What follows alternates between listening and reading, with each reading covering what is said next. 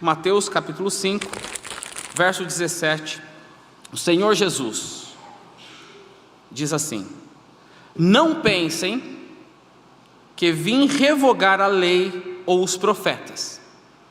Não vim revogar, vim para cumprir. Porque em verdade lhes digo, até que o céu e a terra passem, nem um i ou um tio jamais passará da lei, até que tudo se cumpra. Aquele, pois, que desrespeitar um desses mandamentos, ainda que dos menores, e ensinar os outros a fazer o mesmo, será considerado mínimo no reino dos céus. Aquele, porém, que os observar e ensinar, esse será considerado grande no reino dos céus. Porque eu afirmo que se a justiça de vocês não exceder em muito a dos escribas e fariseus, jamais entrarão no reino dos céus. O texto que nós acabamos de ler não é do Antigo Testamento, é do Novo Testamento.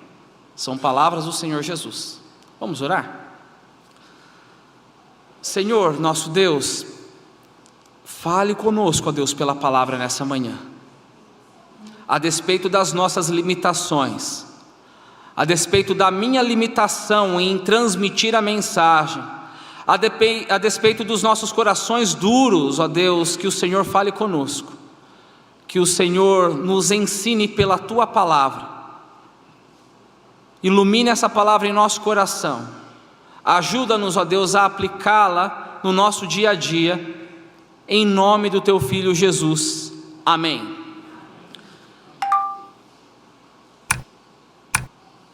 O Evangelho de Mateus foi escrito por um dos discípulos de Jesus, chamado também de Levi. Mateus ou Levi, escreve principalmente para os judeus, é o público-alvo. E Mateus tem como propósito, pelo menos esse propósito fica muito claro logo no início do Evangelho, mostrar que Jesus é o descendente de Davi, é o rei prometido da linhagem de Davi. Mateus também quer provar para os judeus que Jesus é o Deus conosco, o Emanuel, conforme prometido pelo profeta Isaías. E Mateus quer mostrar para os judeus que Jesus é o profeta prometido por Moisés. Jesus é o novo Moisés. Deuteronômio capítulo 18, o próprio Moisés já anuncia que viria um profeta semelhante a ele, que a esse profeta o povo deveria ouvir. Jesus é esse profeta, de acordo com Mateus. E é muito interessante, desde o início do Evangelho, o paralelo que Mateus traz entre Moisés e Jesus. Por exemplo, quando Moisés nasce e quando Jesus nasce, houve um período de matança de bebês, nas duas épocas. Os dois descem ao Egito, ou melhor, saem do Egito. Saindo do Egito, os dois passam pelas águas. Moisés pelo Mar Vermelho, Jesus pelas águas do Rio Jordão na ocasião do seu batismo. Os dois vão para o deserto. Moisés com o seu povo fica ali 40 anos e Jesus 40 dias e 40 noites sendo tentado pelo diabo. Os dois sobem num monte para receber e para instruir o povo acerca da lei que recebeu no monte. Moisés no Monte Sinai e Jesus num monte que nós não temos certeza, mas nós temos a descrição disso no Sermão do Monte, quando Jesus proclama a lei e os seus ensinamentos para o seu povo. Moisés era muito importante para o povo judeu, mas de acordo com Mateus, Jesus é maior. Para Mateus, Jesus é o verdadeiro libertador do seu povo, que salva o seu povo definitivamente. Para Mateus, Jesus é aquele que estabelece uma aliança definitiva com o seu povo. E Jesus é aquele que traz a verdadeira interpretação da lei. E por que Jesus traz a verdadeira interpretação da lei? Acontece que nos dias de Jesus, os rabinos, os líderes religiosos, os escribas e fariseus haviam deturpado, distorcido o real sentido da lei, criando regras e mais regras, tradições de homens. Às vezes a gente olha para o Antigo Testamento e temos a impressão que os escribas e fariseus estão seguindo a lei. Não, eles não estão seguindo a lei. Eles estão seguindo uma tradição que eles mesmos inventaram e criaram. Então Jesus, no Sermão do Monte, que é um sermão muito famoso, está trazendo a verdadeira interpretação da lei, o propósito original da lei. O texto que nós lemos, Mateus capítulo 5, está dentro desse sermão que Jesus profere no monte. É o sermão da montanha, é o sermão do monte. Só que esse sermão tem uma introdução. Se você puder voltar uma página, no capítulo 5 de Mateus, nós temos a introdução do sermão do monte, e a introdução apresenta as bem-aventuranças, que é uma parte bem conhecida também dos irmãos. Essa é a introdução do sermão de Jesus, para que Jesus depois explique qual é o real sentido e qual é a verdadeira interpretação da lei. Irmãos, as bem-aventuranças não são códigos daquilo que eu e você devemos fazer para ter moral com Deus, ou para alcançar a salvação. Aliás, quando nós nos deparamos com as bem-aventuranças, os pobres de espírito, os mansos, os que têm sede de justiça, nenhum de nós é capaz de preencher esse gabarito aqui. Então não é um código daquilo que eu e você devemos fazer. As bem-aventuranças, na verdade, são a descrição do verdadeiro cristão. É a descrição daquele que já nasceu de novo. Só é possível preencher esse gabarito se você estiver em Cristo Jesus. Então, com a Bíblia aberta aí no verso 3, você já se depara: bem-aventurado os pobres em espírito.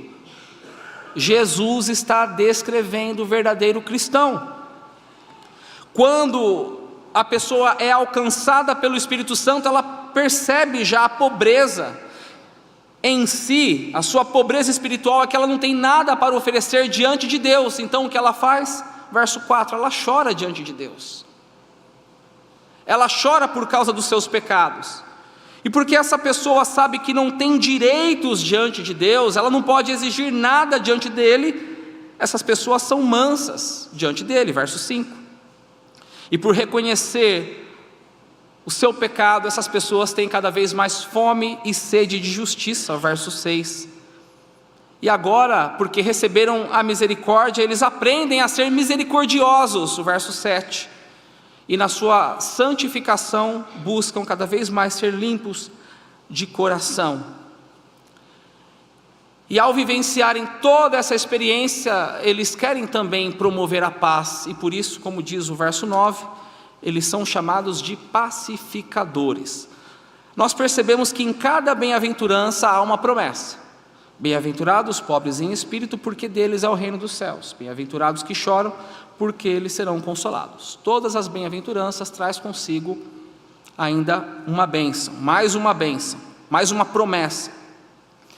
Mas no final dessa introdução do sermão de Jesus, nós temos a maior de todas as bem-aventuranças, nos versos 10 e 11. Sabe qual é? Perseguição. Essa é a maior bem-aventurança. Bem-aventurados os perseguidos por causa da justiça, porque deles é o reino dos céus. Bem-aventurados são vocês quando por minha causa os insultarem e os perseguirem. Essa é uma verdade que permanece para sempre. Os nossos primeiros irmãos lá no primeiro século foram perseguidos por causa da justiça. Por quê? Experimente fazer o bem no seu trabalho, na sua casa, a não ser desleal, a não ser desonesto, a não seguir o rumo deste mundo. Pode ter certeza que em algum momento da sua vida você vai ser perseguido. Sabe por quê? Jesus explica aqui nos versos 13, 14, 15 e 16, porque o cristão é sal e luz no mundo. Isso incomoda o mundo. Ser diferente neste mundo podre gera perseguição. O apóstolo Paulo diz isso na sua segunda carta a Timóteo, capítulo 3: todos aqueles que desejam viver piedosamente serão perseguidos. Agora, qual é a nossa postura diante da perseguição? A gente vai deixar quieto? A gente não pode revidar? Não pode falar umas verdades? Não pode chamar o perseguidor de incircunciso filisteu? E aí Jesus responde: olha, se a justiça de vocês não excederem muito a dos escribas e fariseus, jamais entrarão no reino dos céus. Irmãos, isso buga a nossa mente, porque muitos de nós aprendemos na nossa igreja ou na sua igreja, desde pequeno, que lei é coisa do Antigo Testamento. Como que a nossa justiça deve exceder a dos escribas e fariseus? Eu tenho que cumprir a lei então? É isso que Jesus está dizendo? E aí Jesus nos ensina qual deve ser a nossa relação com a lei. Mas antes disso, nós vamos ver aqui nos versos 17 e 18, qual é a relação do próprio Jesus com a lei. Eu gostaria de ler novamente esses dois versículos, e nós vamos perceber que Cristo, nosso Senhor, ama a lei. Isso fica muito claro aqui na leitura. Jesus ama a lei, e Jesus não veio acabar com a lei. Verso 17: não pensem que vim revogar a lei ou os profetas. Não vim para revogar, mas para cumprir. Porque em verdade lhes digo, até que o céu e a terra passem, nem um i ou um tio jamais passará da lei, até que tudo se cumpra. Irmãos, Jesus não foi um revolucionário, como muitos gostam de dizer, no sentido de tirar a lei de campo e propor outra coisa diferente no lugar dela. Às vezes nós temos essa impressão, às vezes nós fomos ensinados assim, mas olha o perigo de interpretar que Jesus veio substituir a lei. A gente pode chegar à implicação que o Pai errou no Antigo Testamento. A lei que foi dada no Antigo Testamento está errada, plano B, Jesus, conserta isso, conserta a lei. É como se Jesus e o Pai estivessem em conflito. Se eu digo que Jesus veio substituir a lei, a minha teologia vai desembocar nessa heresia, de que o Pai e o Filho estão aqui em conflito, como se Jesus estivesse consertando aquilo que o Pai iniciou no Antigo Testamento. Alguém pode dizer: mas a lei de Jesus é muito diferente, porque Jesus diz que a lei é simplesmente amar a Deus acima de todas as coisas e amar o próximo como a nós mesmos. Sim, Jesus resume toda a lei nesses dois grandes mandamentos, mas esses dois grandes mandamentos não nascem no Novo Testamento. Já existia no Antigo Testamento. Amar a Deus acima de todas as coisas, por exemplo, Deuteronômio capítulo 6, verso 5. Ame o Senhor teu Deus de todo o seu coração, de toda a sua alma e com todas as suas forças. E amar ao próximo? Também existe uma lei para isso, Levítico 19, 18. Então Jesus não está aqui criando novas leis, Jesus está simplesmente repetindo as leis que foram dadas no Antigo Testamento. Em João 14, 21, por exemplo, Jesus diz assim: aquele que tem os meus mandamentos e os guarda, este é o que me ama. Só que a gente não deve imaginar que os mandamentos de Jesus é diferente dos mandamentos do Pai. São os mesmos mandamentos.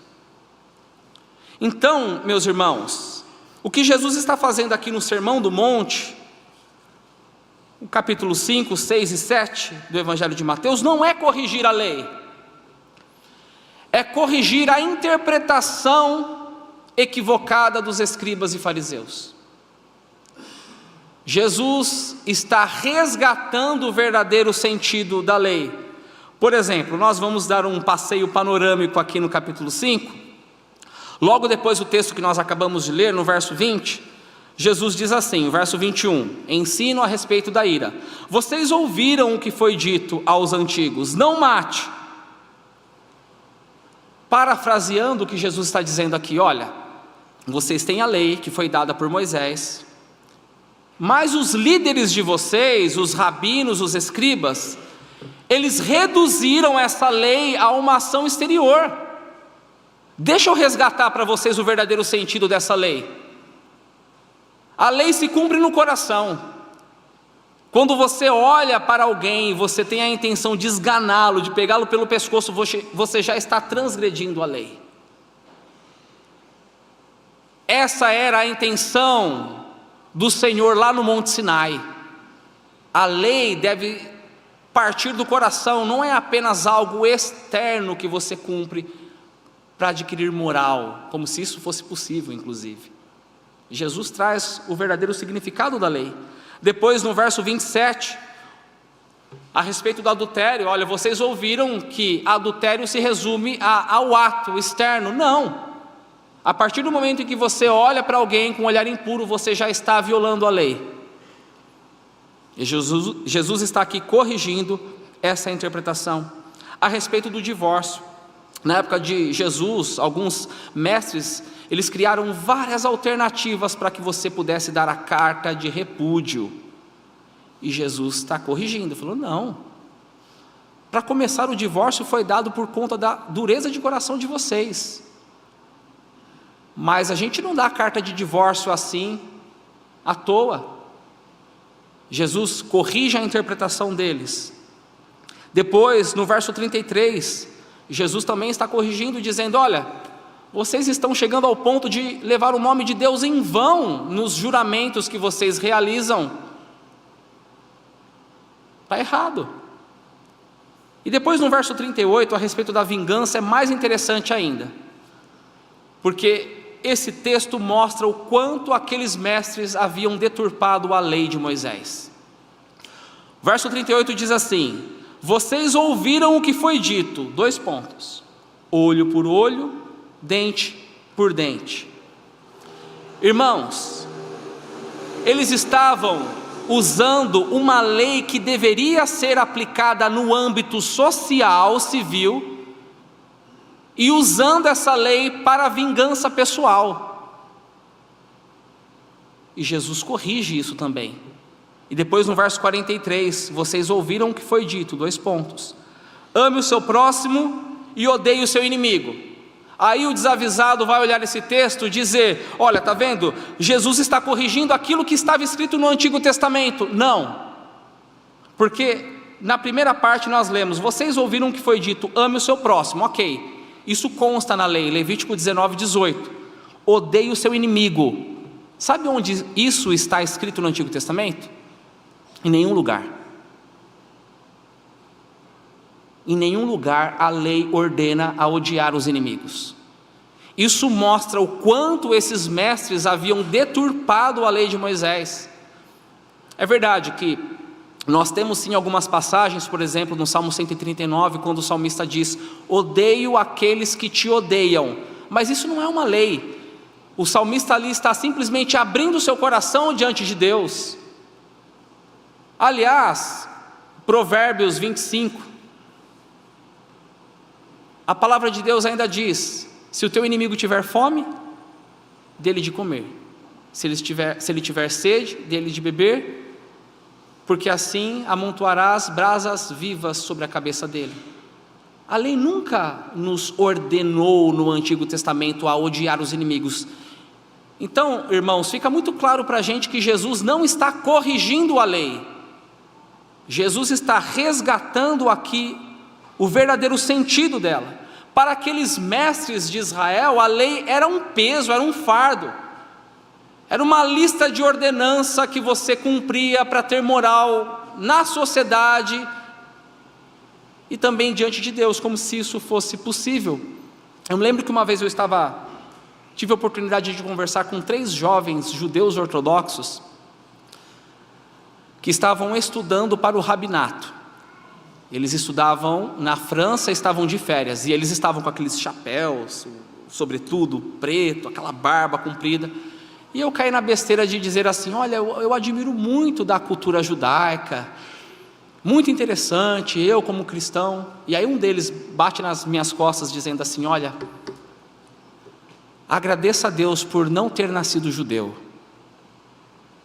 Aí eu perdi o chão, né? Fiquei sem graça. Pronto, vai começar uma discussão aqui religiosa. Mas ele disse assim: olha, é muito chato ser judeu, é muita coisa que você não pode fazer, você não pode comer isso, não pode comer aquilo. Irmãos, a lei para esse menino que estava estudando para ser rabino era um fardo, era um peso. Para os líderes de Israel, a lei era esse fardo, era essa lista chata. Para Jesus não. Jesus ama a lei, Jesus é obediente à lei, Jesus não deixou de cumprir uma só letra, um traço da lei desde pequeno. Tanto que quando Jesus é crucificado, as pessoas estão dizendo ou gritando: crucifica-o, mas não havia um motivo justo para a crucificação de Jesus, porque Jesus cumpriu perfeitamente a lei, e não só na sua ação, mas também Jesus cumpre a lei profeticamente. Todos aqueles rituais, as festas do Antigo Testamento, elas apontavam para a vida e para a obra de Jesus, e na cruz do Calvário Jesus consuma, Jesus completa toda a lei, para que eu e você, para que possamos nos beneficiar da obediência de Cristo Jesus. Jesus completa a lei, e é por isso que o apóstolo Paulo diz em Romanos 10, verso 4, porque o fim da lei é Cristo. Fim não no sentido de anulação, porque senão a Bíblia seria contraditória. Romanos 3,31, Paulo diz que a fé não veio para anular a lei. O fim da lei é no sentido de propósito, o alvo, tudo apontava para Jesus, tudo diz respeito ao Messias. E quando Jesus cumpre a lei, todo aquele que crê em Jesus desfruta das bênçãos do cumprimento de Jesus, se torna uma nova criatura.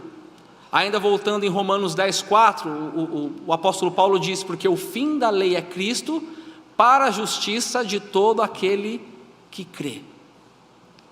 O fim da lei, o propósito da lei é Cristo, para a nossa justiça. Agora, se o fim da lei é Cristo, para a justiça de todo aquele que crê, como nós que cremos em Cristo Jesus, como nós devemos nos relacionar com a lei? E aqui vem o segundo ponto da nossa exposição. Nós já vimos como Jesus se relacionava com a lei. Então, como nós devemos reagir, como nós devemos nos relacionar com a lei? E nós vamos ler então o verso 19, que diz assim: aquele, pois, que desrespeitar um desses mandamentos, ainda que dos menores, e ensinar os outros a fazer o mesmo, será considerado mínimo no reino dos céus. Aquele, porém, que os observar e ensinar, esse será considerado grande no reino dos céus. Como que nós devemos nos relacionar com a lei? Nós devemos obedecer à lei. Cabe a nós cumprir a lei. Mas lei não é algo apenas do Antigo Testamento? É e não é. Eu gostaria que fosse projetada uma imagem que nos ajuda muito a entender de que lei nós estamos falando. A teologia reformada, ela faz uma classificação bem interessante acerca das leis que nós temos na Bíblia. E nós podemos dividir essas leis em 3 categorias. Nós temos leis cerimoniais, ou seja, são rituais, são leis da liturgia de Israel que apontavam para Jesus, ok? São regulamentos que apontavam para a vida e para a obra de Jesus. O autor da carta aos Hebreus chama essas leis de sombras. Sombras. A sombra projeta algo. Essas leis então tinham prazo de validade. Elas tinham o seu valor até a vinda de Jesus. Então, quando Jesus morre na cruz, nós não temos mais a obrigação de cumprir essas leis cerimoniais, ok?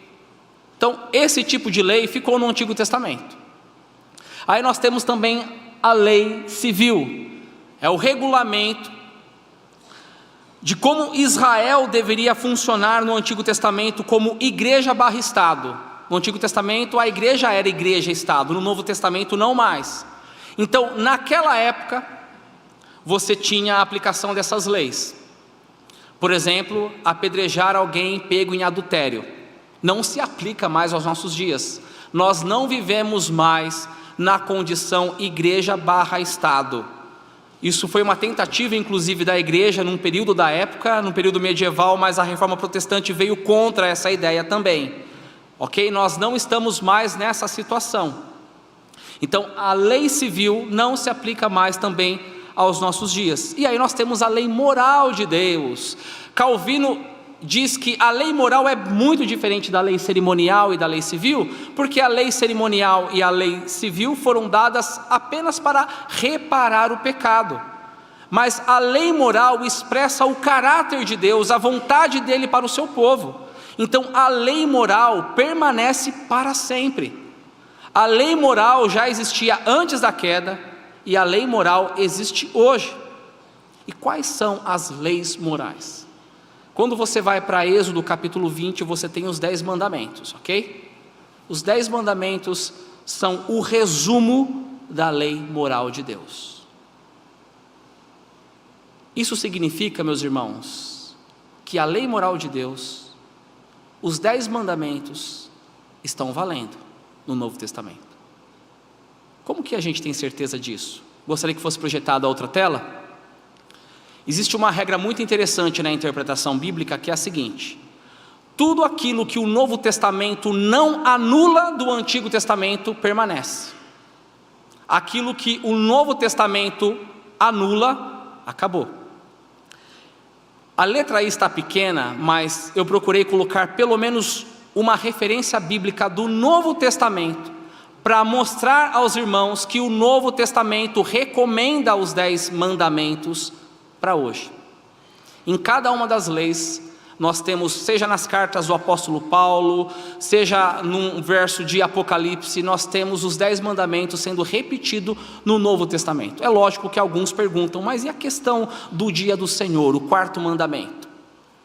Nós não temos tempo para discutir esse mandamento. Eu gostaria apenas de encorajar você a procurar nos arquivos do YouTube da nossa igreja e procurar um sermão que foi feito com base em Hebreus capítulo 4, ok?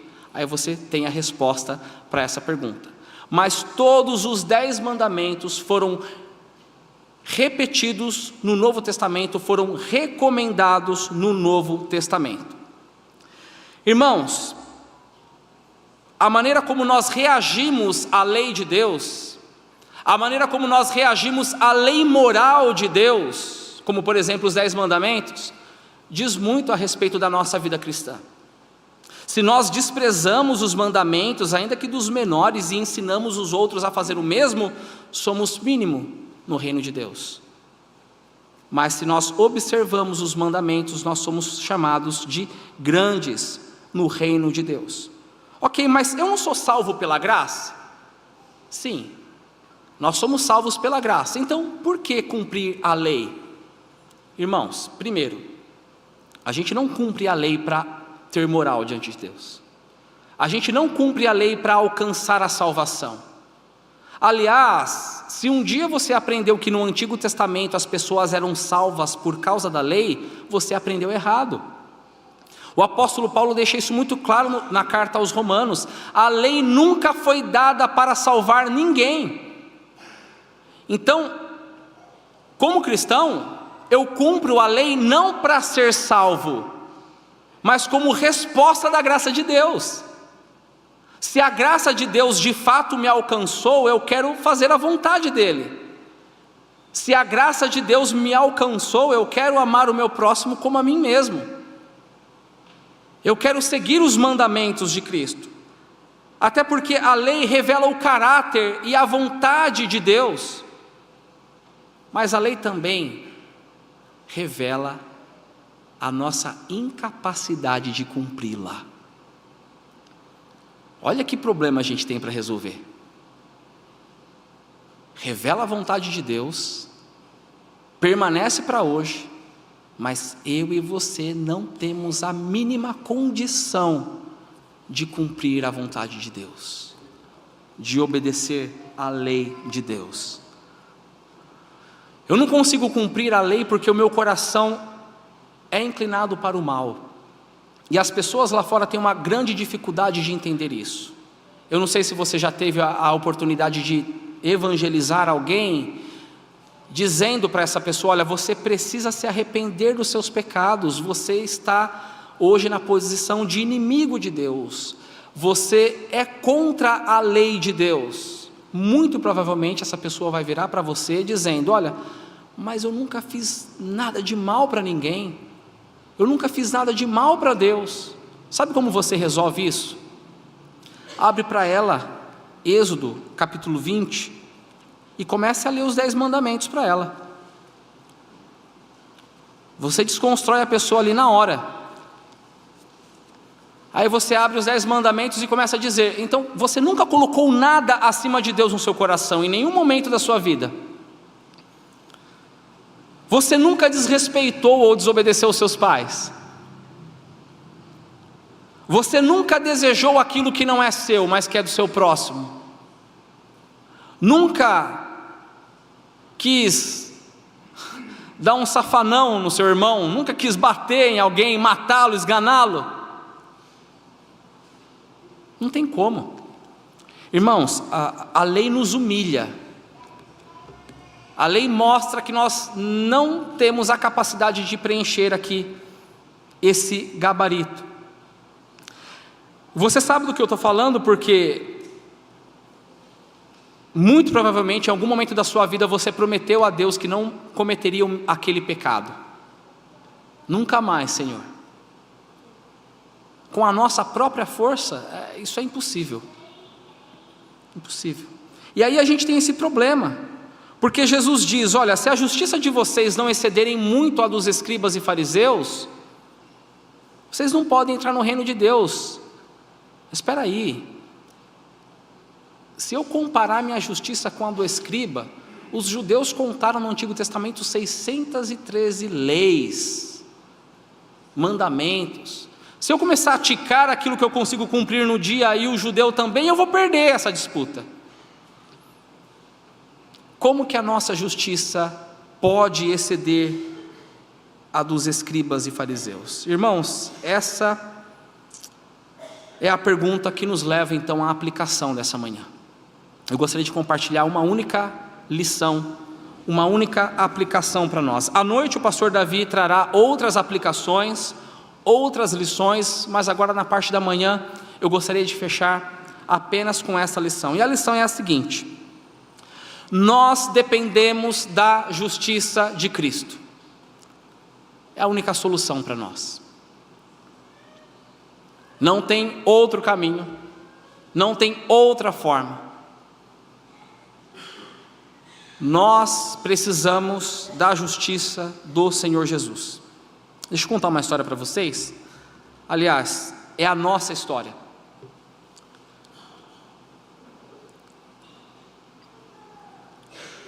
Na criação,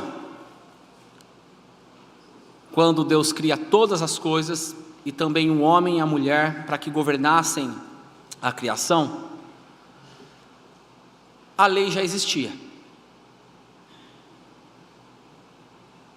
A vontade de Deus já estava explícita em mandamentos. Deus dá a ordem aos seres humanos, os nossos primeiros pais: olha, vocês devem se multiplicar, vocês devem governar esse planeta com responsabilidade, e vocês podem comer de todos os frutos, de todas as árvores que vocês encontram nesse jardim, pelo menos daquela árvore ali, não, aquela ali vocês não podem tocar. O ser humano tinha capacidade para cumprir a lei, tinha condições, mas aí entra o pecado no mundo, e quando o pecado entra no mundo, quando a morte entra no mundo, o ser humano se torna não só incapaz de cumprir a lei, mas também é jogado para debaixo da maldição da lei. O ser humano hoje se encontra nessa posição, debaixo da maldição da lei. E desde o momento que o ser humano se encontrava debaixo da maldição da lei, Jesus vem em nossa direção, agindo com a sua graça e misericórdia, prometendo a solução no seu próprio Filho. E Jesus Cristo veio, assumiu o nosso lugar, cumpre perfeitamente a lei, e ao cumprir a lei, Jesus compartilha conosco as bênçãos da sua justiça por meio do seu Espírito Santo. Então, se a justiça de Cristo é compartilhada com aquele que crê, sim, em Cristo Jesus, ele pode cumprir a lei, porque agora Jesus nos tirou de debaixo da maldição da lei e nos colocou na graça dele. Então, se você crê no Senhor Jesus Cristo, a lei não te condena mais, a lei permanece, a lei é válida para hoje, mas agora ela não te condena, porque você não está mais debaixo da maldição dela, agora você está debaixo da justiça de Deus. Agora, em Cristo Jesus, pela graça, eu e você, nós podemos contemplar a lei e ver a beleza dela. Agora, na graça, debaixo da lei, nós somos habilitados a fazer, em cumprir a vontade de Deus. Agora, pela graça, em Cristo Jesus, nós podemos repetir as palavras do salmista lá no Salmo 119. Abra sua Bíblia no Salmo 119, que é a leitura da abertura desse culto, texto que foi lido logo no início. Salmo 119, verso 97.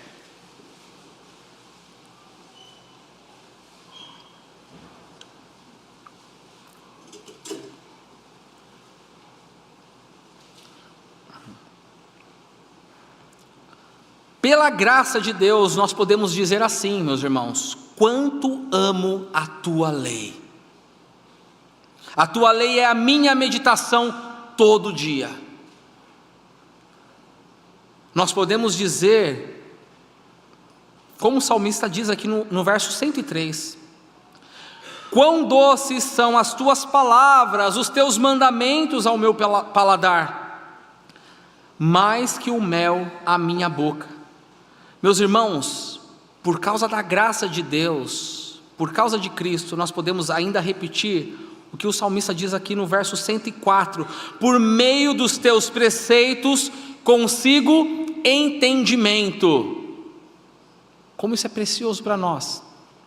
Quantas vezes nós batemos cabeça na nossa vida individual, na nossa luta contra o pecado, ou então na vida comunitária, ou na nossa vida familiar, simplesmente porque estamos violando pelo menos um dos 10 mandamentos.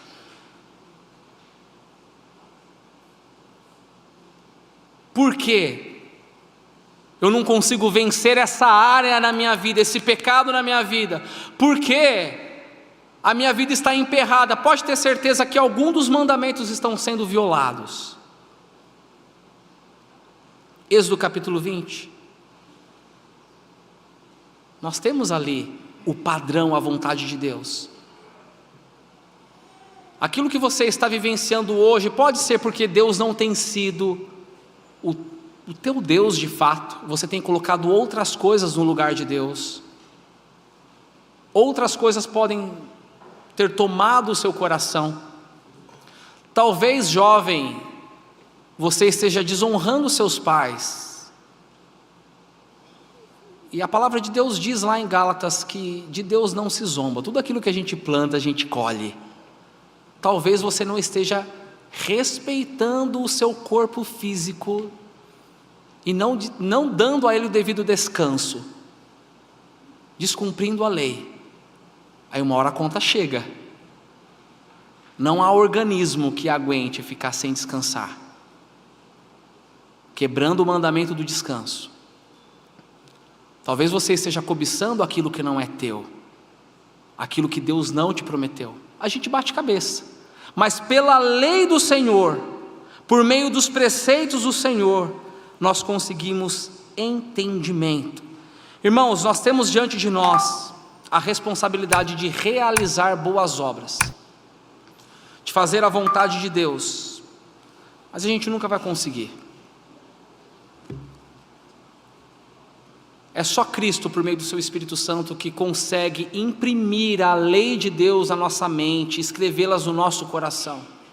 Eu não consigo obedecer os mandamentos do Senhor até que Cristo seja tudo em mim, até que eu possa dizer: não sou mais eu quem vivo, mas é Cristo que vive em mim. Não tem outro meio. É só por meio de Cristo que a nossa justiça pode exceder em muito a justiça dos escribas e fariseus. E o Senhor Jesus nessa manhã nos chama para isso, para que possamos nos esconder na justiça dele. Amém?